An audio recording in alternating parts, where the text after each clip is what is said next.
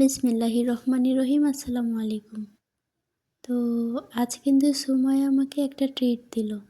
তো সে কিন্তু আমাকে ডেকে নিয়ে গিয়েছিল ওদের বাড়িতে।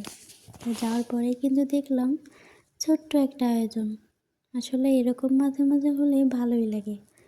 তো যাই হোক, আপনারা বুঝতেই পেরে গেছেন যে আজ আমরা কি করেছি। আজ সুমাইয়া রান্না করে খাওয়াইছিল পাস্তা। তো আপনারা প্রথম থেকেই ভিডিওটা দেখতে থাকেন, আশা করি ভালো লাগবে। বরাবরের মতোই সুমাইয়ার রান্না আমার কাছে ভালোই লাগে, আলহামদুলিল্লাহ। আর মেয়েটাও কিন্তু অনেক লক্ষ্মী, খুবই ভালো, শান্তশিষ্ট। তো যাই হোক, রান্না কিন্তু শুরুই করে দিল। আর এখানে কিন্তু ছিল আমি আর আলভি। তো আমি আর আলভি কিন্তু জানতাম না, সত্যি বলতেই জানতাম না যে আজকে ও আমাদেরকে কেন ডেকে নিয়ে গেল ওদের বাড়িতে। তো যাওয়ার পরেই বুঝতে পারলাম যে আসলে পাস্তা রান্না করবে। তো দেখেন, এদিকে কিন্তু আলভি দুষ্টামি করছে আর পাটকাঠি দিয়ে এর মধ্যে এরকম নাড়াচাড়া দিচ্ছে। ওর আর কি কাজ বলেন, দুষ্টামি ছাড়া তো আর কোনো কাজ নাই। তো যাই হোক, সুমাইয়া কিন্তু এটা সিদ্ধ দিয়েই এদিকে কিন্তু পেঁয়াজ আর মরিচটা কেটে নিচ্ছে। তো আপনাদের কার কার কাছে এই পাস্তা ভালো লাগে সবাই কমেন্ট করে জানাবেন। অনেকে ভাবতে পারেন যে আমরা রাত জেগে জেগে শুধু খেতে থাকি, আসলেই না। আমাদের রাতে একটু ক্ষুধা লাগে, এটা সত্যি, কিন্তু সারা রাত জেগে যে খেতে থাকি এটা ভুল ধারণা। মানুষের ক্ষুধা লাগতেই পারে, কিন্তু আমাদেরটা একটু রাতে লাগে, এই আর কি।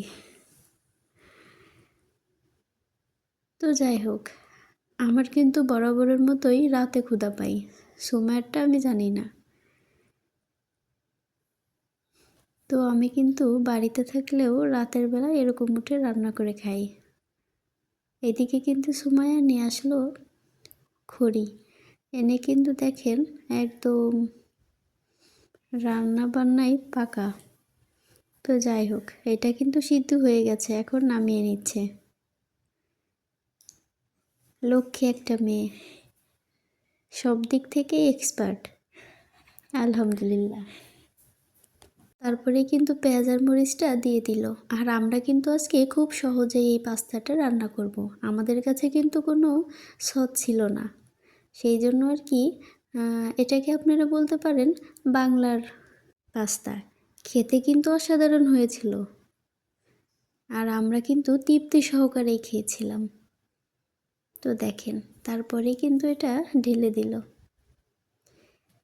আর এটা একটা মশলাই বলা যাবে না এটা কিসের মশলা। তো যদি মশলাটার নাম জানতে চান সবাই কমেন্ট করে জানাবেন। কিছুক্ষণ নাড়াচাড়ার পরে কিন্তু আমাদের এই পাস্তাটা রেডি হয়ে গেল। তারপরে কিন্তু আমরা নামিয়ে নিচ্ছি। কি আপনাদের লোভ লাগছে? তো সেম আমাদেরও একই অবস্থা। এই যে এখন বলছি, এখনও খেতে মন যাচ্ছে। তো যাই হোক, তারপরেই কিন্তু আমরা চলে গেলাম সুমাইয়াদের ঘরে। মাশাল্লাহ, খুবই পরিপাটি। এখন আমি আর আলুই বাবু বসে গিয়েছিলাম খাওয়ার জন্য।